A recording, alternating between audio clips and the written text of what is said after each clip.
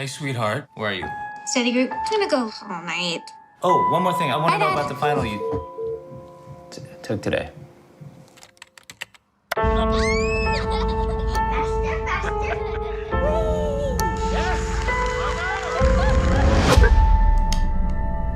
I'm Margot. I'm 15. Student. 911, what's your emergency? I'm calling to report a missing person. Okay, who is this regarding? My daughter. I'm the detective assigned to your daughter's case. I need to know how everything unfolded. Understood. I think we're gonna go late, like, all night. 1. After a study session, Margot didn't return home. Margot Kim. School has her marked as absent today. 2. She didn't attend school on Friday. My daughter is in a lesson with you right now. Margot canceled her classes 6 months ago. And 3. She's been transferring funds for the last 6 months. We'll handle the ground investigation, but as a parent, you can help us with who your daughter talks to. Is that something you can do? Yes. Do you mind answering some questions for me to help? Did see her eat lunch alone. On Thursday? Every day. You don't think she's involved with anything serious? I know my daughter. We're not really that close. She has friends, right? Kind of. Why did you invite her to study group? I'm trying to get into Berkeley next year. When was the last time you saw her? She did not run away. Local team has been missing since last Thursday. She made a transaction of $2,500. I know my daughter. Where were you the night my daughter went missing? I know my daughter. Look into her behavior also. She gets a fake ID. I know my daughter. This is her keychain. She was my best friend. You broke his jaw. I know my daughter. I'm trying to help you find my daughter. I didn't know her. I didn't know my daughter.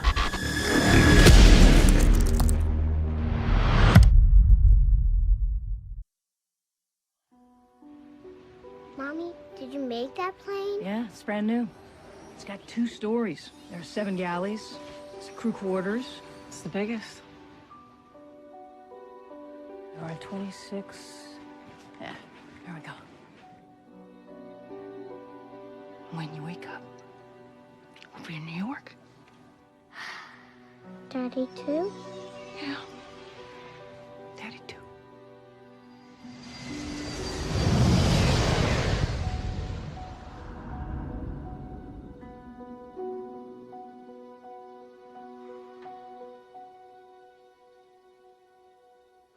Did you happen to see a little girl go by here? No, I'm looking for my daughter. She's 6, my daughter. I was carrying her. She has sandy hair. She's probably carrying a chenille bear. Can't find my daughter. Does anybody remember seeing the girl? No. No, sir. What aren't you telling me? What aren't you telling me? I'm sorry, but I don't think that she's here. What? Ma'am, we don't have any record of your daughter ever having been on board. I put her in the seat next to me, 26A. 26A is unoccupied. Her backpack's missing. Somebody has her. Captain, I have to speak to you! Get every passenger seated. Open every closet, every bin. She's disturbed. She's making the passengers anxious. You've got to search the holds now! Every one of my flight attendants are looking for a child that none of them believe was ever on board. Who's she talking to? We are not going to discuss this in the middle of the cabin. Where's my daughter? Where is she? Where is she? According to the director at the morgue, your daughter died 6 days ago. What? Our air marshal is going to escort you back to your seat. You know she's alive. You know she's on this plane. Why didn't anybody see her? I don't know.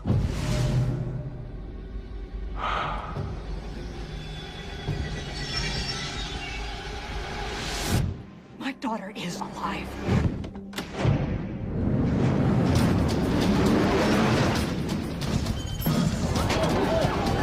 What'd you do to the light? Furnishing! You're going to be arrested when we land.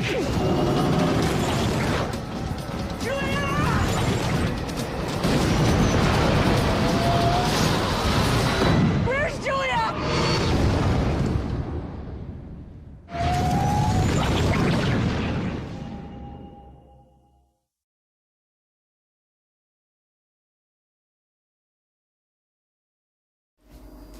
Assalamualaikum warahmatullahi wabarakatuh. Hai semuanya.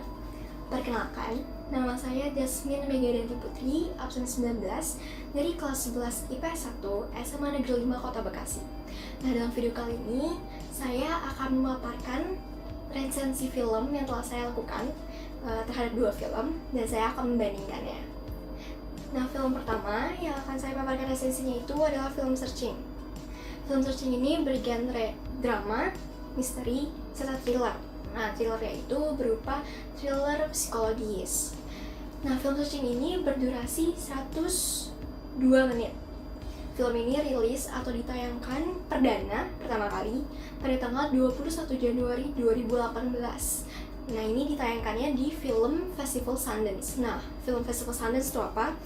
Film Festival Sundance ini adalah sebuah festival film di Amerika Serikat dan merupakan salah satu festival film yang paling bergengsi di dunia. Nah, kalau yang tadi itu tayang perdananya pertama kali, nah ini tayang atau rilis di Amerika Serikat yaitu pada tanggal 24 Agustus 2018. Film Searching ini disutradarai oleh Anisha Ganti. Nah, Anisha Ganti ini juga sekaligus yang menulis film Searching ini bersama dengan Saif Ohanian. Nah, film ini diproduseri oleh Timur Bekmambetov, Saif Ohanian, Natalie Kasabian, dan Adam Zetman. Nah, rumah produksinya yaitu Vasilev's Company, Screen Gems, dan Stage 6 Films. Nah, pemeran dalam film Searching ini adalah John Cho, dia sebagai David Kim. Nah, David Kim itu adalah seorang ayah. Ya, yang kedua ada Debra Missing. Debra Missing itu sebagai detektif Rosemary Beck, ya selaku detektif ya dia dari kepolisian. Michelle sebagai Margaret Kim. Margaret Kim itu anak dari David Kim, dia berusia 16 tahun. Nah, yang keempat ada Joseph Lee. Joseph Lee itu sebagai Peter Kim. Peter Kim itu adik dari David Kim yang berarti merupakan paman dari Margaret Kim. Sama yang terakhir Sarah Son. Sarah Son itu sebagai Pamela Kim, yaitu istri dari David Kim dan merupakan ibu dari Margaret Kim dalam film ini. Nah, film ini meraup pendapatan sekitar 46 juta US dollar atau dolar Amerika Serikat di seluruh dunia. Nah, film ini juga bisa disebut sebagai film thriller Hollywood pertama yang mempunyai tokoh atau pemeran utamanya itu sebagai seorang Asia Amerika. Nah, mungkin dari awal kita nonton trailer dari Searching ini, kita bisa tahu kalau misalkan film Searching ini menggunakan screencast sebagai tampilannya. Nah, screencast itu apa sih? Screencast itu kayak rekaman digital dari komputer output layarnya. Nah, kita sebagai penonton itu hanya melihat para pemain, ya para tokohnya yang berperan acting di situ melalui sudut pandang atau rekaman layar komputer yang digunakan. Nah, jadi kayak latarnya itu adalah tempat-tempat yang bisa dijangkau oleh kamera. Kameranya itu bisa berupa kamera laptop, kamera handphone, CCTV. Di film ini, pertama kali itu ditampilkan dia mengenang-kenang video lamanya waktu ketika bersama istrinya, Pamela Kim. Itu dari pengenalan pertama itu juga kita bisa tahu kalau misalkan Pamela Kim, istri dari seorang David Kim ini sebenarnya sudah meninggal. Jadi kita masuk ke cerita utamanya.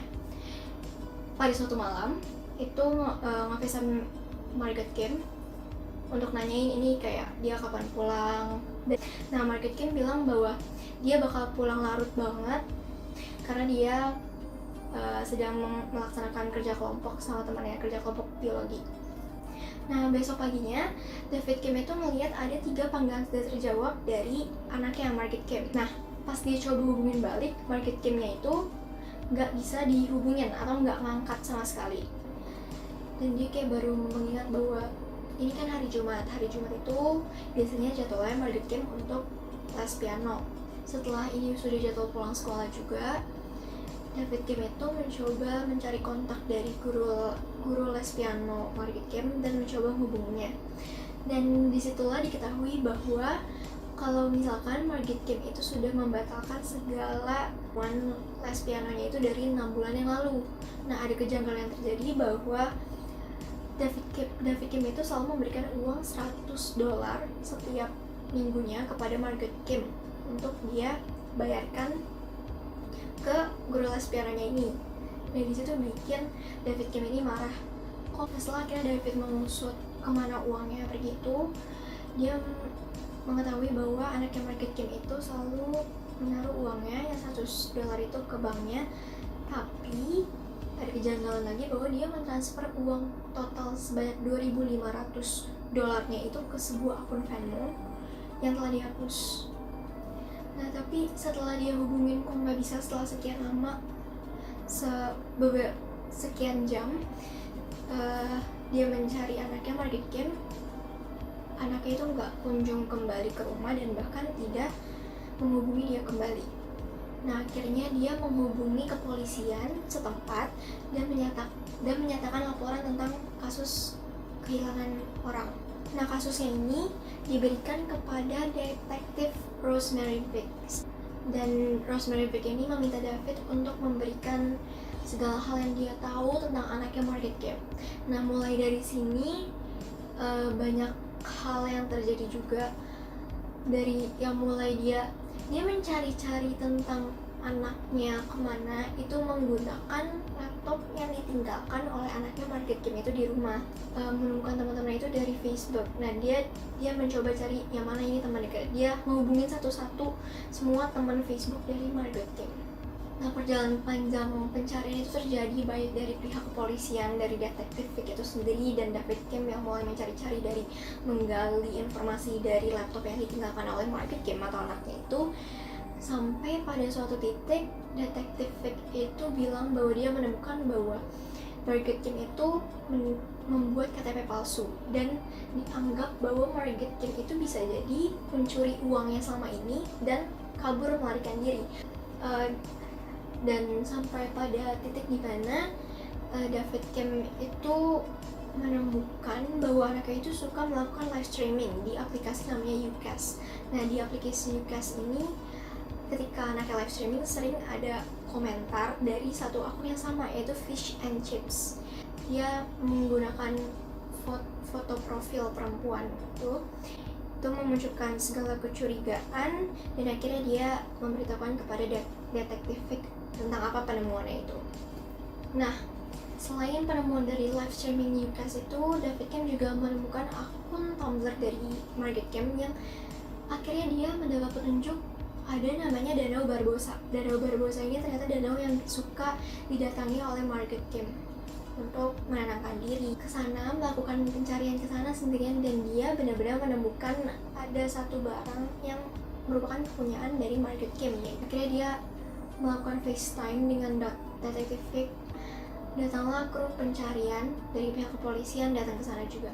Dan di Danau Barbosa itu mereka menemukan adanya mobil Margaret Kim yang sudah tenggelam di dasar danau, dan setelah diangkat terdapat uang $2.500 tersebut yang selama ini dicari kemana uangnya, dan menemukan bahwa kok di mobilnya anaknya itu ada jaket milik adiknya, yaitu si Peter Kim. Akhirnya dia mendatangi Peter Kim karena di situ dia juga mendapat petunjuk bahwa kok ada pesan berisi agak seksual dari Peter Kim ke anaknya Margaret Kim. Tapi setelah didatangi, Peter Kim itu akhirnya jujur bahwa sebenarnya dia nggak melakukan apa-apa yang aneh dengan anaknya, tapi mereka merokok ganja bersama. Nah, di saat yang bersamaan, detektif Vic itu menelpon David Kim dan menyatakan bahwa sang narapidana tersebut mengaku bahwa dia adalah orang yang memperkosa lalu membunuh Margaret. Tapi David Kim kembali lagi menemukan ada sebuah website yang menawarkan untuk menayangkan pemakaman Margaret Kim secara online. Nah, setelah semua sudah dipersiapkan, David Kim tiba-tiba mendapatkan sekali lagi pencerahan. Nah, di situ akhirnya dia mencoba menelpon kepolisian menanyakan tentang di mana detektif Rosemary Biggs. Nah, dari pihak kepolisian itu menyatakan bahwa dia sedang sibuk dan tidak bisa dihubungi. Dia menemukan bukti lain bahwa ternyata detektif Vic itu tidak diserahkan kasus ini kepada detektif Vic, tetapi detektif Vic itu secara sukarela untuk menangani kasus tersebut. Nah, di situ David Kim makin curiga. Akhirnya dia menelpon sheriff kepolisian untuk menangkap detektif Vic. Nah, akhirnya detektif Vic itu ditangkap. Dan di situ dia diinterogasi dan dia akhirnya menjelaskan secara terperinci apa-apa yang terjadi, dan ini berhubungan dengan anaknya Robert. Dan akhirnya setelah detektif Rick itu menyatakan apa yang sebenarnya, mereka kembali lagi mencari Margaret Kim di wilayah Danau Barbosa tadi, dan akhirnya menemukan Margaret Kim secara hidup-hidup. Dia kritis tapi dia masih hidup, dan ya Margaret Kim itu selamat. Di akhir dari film ini ditunjukkan bahwa David Kim dan Margaret Kim itu sudah mulai lagi memperbaiki hubungan mereka sebagai anak dan ayah. Nah, teman-teman, kita coba masuk ke film yang kedua. Film yang kedua itu ada Flight Plan. Flight Plan ini film yang berdurasi 98 menit, rilis atau ditayangkan perdana pada tanggal 22 September 2005. 2005, bayangin kita masih, kalau yang lahir dari betul kita masih 2 tahun. Nah, ini disutradarai oleh Robert Swamke. Mohon maaf atas kesalahan penyebutan karena bingung gimana nyebutnya. Lalu ini film ini, Flight Plan ini ditulis oleh Peter A. Dowling dan Billy Ray, diproduseri oleh Robert Dinozzi, Brian Grazer, dan Charles J. D. Slisel. Rumah produksinya itu Touchstone Pictures dan Imagine Entertainment. Pemerannya itu ada Jodie Foster sebagai Kyle Pratt. Kyle Pratt ini seorang ibu, dia seorang insinyur penerbangan. Dan kedua ada Peter Sarsgaard atau yang disebut Carson. Dia di film ini dia seringnya disebut Mr. Carson. Dia sebagai polisi udara. Nah, ada Sean Bean atau Captain Rich. Dia pilot dari film ini. Pilot dari pesawat yang digunakan pada film ini. Dia ada juga Marlene Lawson sebagai Julia. Julia itu anak dari Kyle Pratt. Julia ini masih 6 tahun kalau di film ini. Dan film ini meraup pendapatan sekitar 223,4 juta US dollar atau dolar Amerika Serikat di seluruh dunia. Film yang kedua ini, Flight Plan, kayaknya kita tuh mungkin yang dari dulu, dari agak masih kecil itu suka nonton film, mungkin gak asing sama film Flight Plan ini, karena bisa jadi televisi Indonesia udah pernah mungkin beberapa kali nampilin film ini, karena saya merasa saya udah beberapa kali nonton film ini juga. Nah, jadi Flight Plan ini, jadi film ini itu diawali dengan Kyle Pratt, seorang ibu, seorang istri yang lagi jalan-jalan sama suaminya. Namun pada akhirnya kita tahu bahwa pengenalan dari film ini yang pertama ini cuman kayak bayangan-bayangan dahulu Kyle Pratt yang masih dia kenal ketika suaminya masih ada. Nah,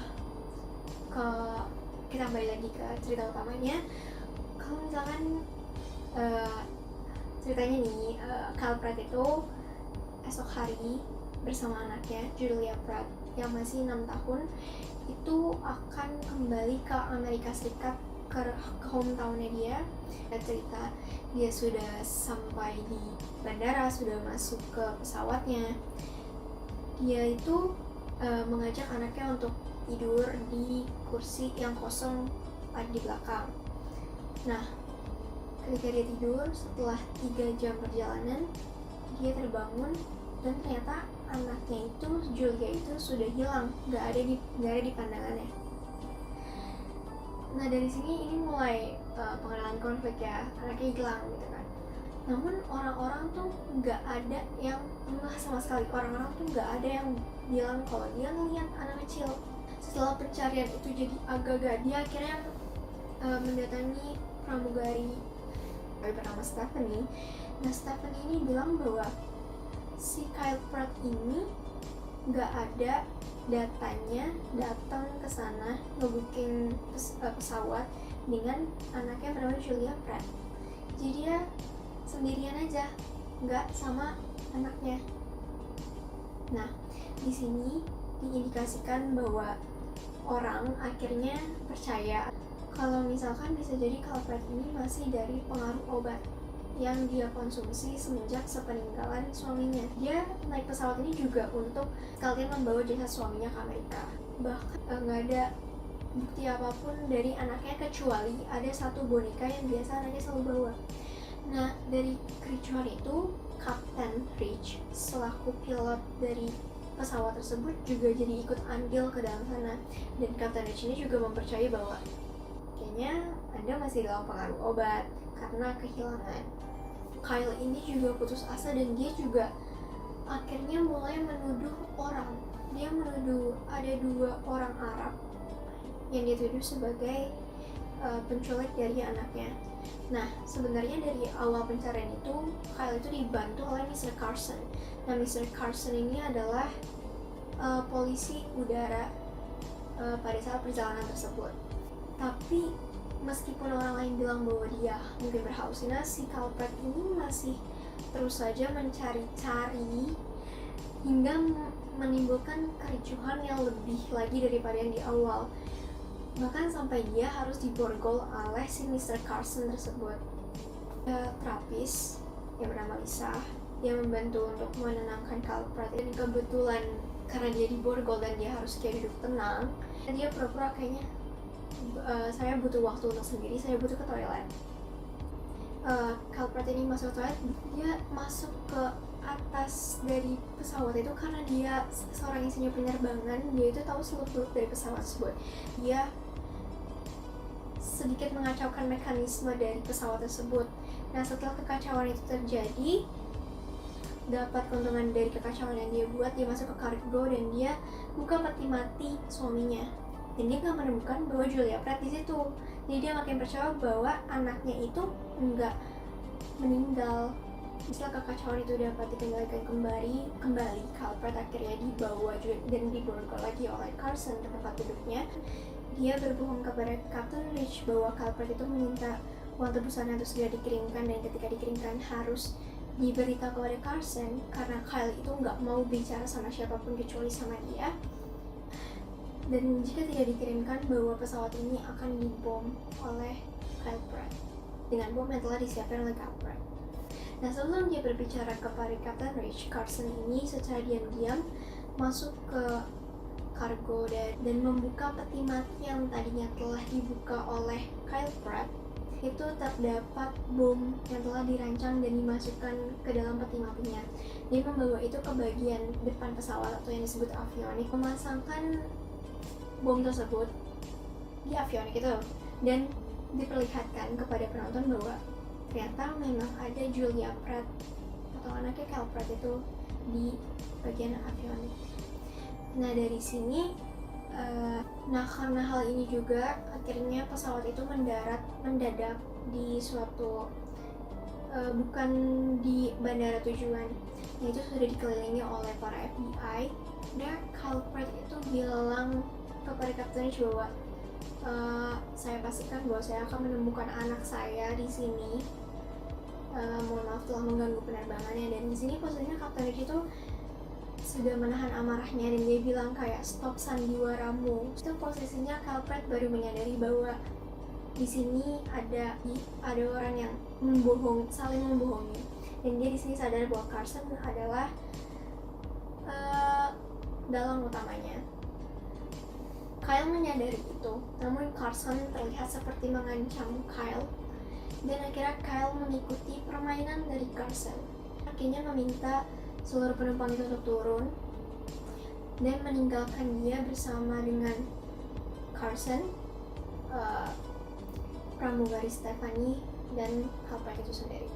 Kyle bisa seperti membodohi mereka berdua dan masuk ke ruang avionik, dan di situ dia menemukan anaknya yang kemungkinan tidur karena obat atau racun yang diberikan. Pada saat-saat seperti ini, Carson tuh juga memberitahukan kenapa dia memilih Kyle sebagai objeknya. Pada akhirnya, Kyle berhasil membodohi si Carson lagi dan meledakkan bomnya setelah dia berhasil menyelamatkan dirinya dan anaknya. dan dia keluar dari pesawat membawa anaknya, membuat semua orang di sekitar itu ternganga bahwa ternyata Kyle Pratt itu tidak berhalusinasi, dia benar punya anak dan anaknya itu memang hilang di pesawat. Nah, sekarang waktunya kita membandingkan yang kedua film tersebut. Film ini berawal dengan pengenalan video atau tampilan tentang kenangan-kenangan dari masa lalu yang terjadi. Dan kedua film ini juga menunjukkan tentang tokohnya itu yang ditinggal oleh pasangannya. Sebenarnya secara keseluruhan bisa dibilang dua film ini, Searching sama Flight Plan, itu punya cerita yang hampir sama, hanya beda latar dan waktu dan cara eksekusinya. Kita dari kedua film itu, kalau untuk disandingkan, sama-sama kita bisa fokus ke ceritanya masing-masing. Mereka juga punya plot twist yang hampir sama, bisa dibilang sama-sama yang penjahatnya itu juga dari anggota kepolisian. Dan kalau misalkan dibandingkan lagi, ini juga tentang sama-sama tentang anak. Kalau misalkan di Searching itu kita menggunakan screencast, kalau misalkan di Flight Plan kita ngegunain kayak ya udah biasa seperti film pada biasanya gitu kan. Kalau misalkan di Searching itu tentang ayahnya yang kehilangan anak yang berumur 16 tahun. Kalau misalnya di Flight Plan ini tentang ibu yang kehilangan anak yang berumur 6 tahun. Kalau misalnya di Searching sampai akhir baru kita diberitahu siapa yang salah. Kalau misalnya di Flight Plan 2/3 film ini berjalan, bukan pas di akhirnya banget gitu. Jadi yang di Searching itu kebanyakan adalah point of view atau sudut pandang dari David Kim. Kalau misalnya di Flight Plan itu pada orang ketiga. Kita tahu bahwa Carson itu adalah penjahatnya sebelum Kyle Pratt tahu. Dibandingkan juga perbedaannya itu terdapat pada latar. Ini latar yang jelas sih, latar waktunya dan juga latar tempatnya. Kalau misalkan Searching tadi udah dijelasin latar-latar yang bisa diakses oleh kamera, CCTV segala macam. Kalau misalkan Flight Plan ini latarnya cuma berada di pesawat. Nah, setelah sudah membahas perbandingannya, sekarang kita akan membahas kelebihan film ini, terutama ini pribadi saya sendiri. Kalau menurut saya, Searching itu cocok banget untuk kita yang saat ini tinggal di dunia modern kayak sekarang, karena bisa banget berkenaan sama dunia kita sehari-hari, mulai dari gadget segala macam. Screen pun dulu sebelum film Searching juga udah ada film yang memberikan efek screencast, tapi itu juga menjadi salah satu poin menarik. Di film ini juga memberikan plot twist yang nggak terduga. Kita disuruh nebak-nebak gimana akhirnya. Para aktor dan aktris ini benar-benar mendeliver atau menyampaikannya ke kita itu secara baik. Karena yang tadi dibilang punya cara eksekusi dan cerita yang mungkin hampir sama, jadi saya merasa bahwa keunggulan dari Searching hampir sama aja sama keunggulan dari Flight Plan gitu. Secara kesimpulan, dua film ini punya cerita yang hampir sama, plot twist yang juga hampir sama. Nah, jadi dua film ini benar-benar menurut saya mengesankan dan direkomendasikan bagi kalian yang suka mikir pas lagi nonton film. Ini benar-benar seru banget, benar-benar bikin nebak banget, dan dua-duanya itu worth to watch atau direkomendasikan untuk kalian tonton di rumah. Bisa bareng keluarga, itu bisa sendiri, bisa sama teman-teman, bisa sama pasangan, bisa sama pacar, serah sama siapa juga. Nah, udah nih resensi film dan perbandingannya. Jadi sekian dari saya. Mohon maaf apabila ada salah kata, mungkin berbelit atau banyak pengulangan kata. Mohon maaf sebesar-besarnya.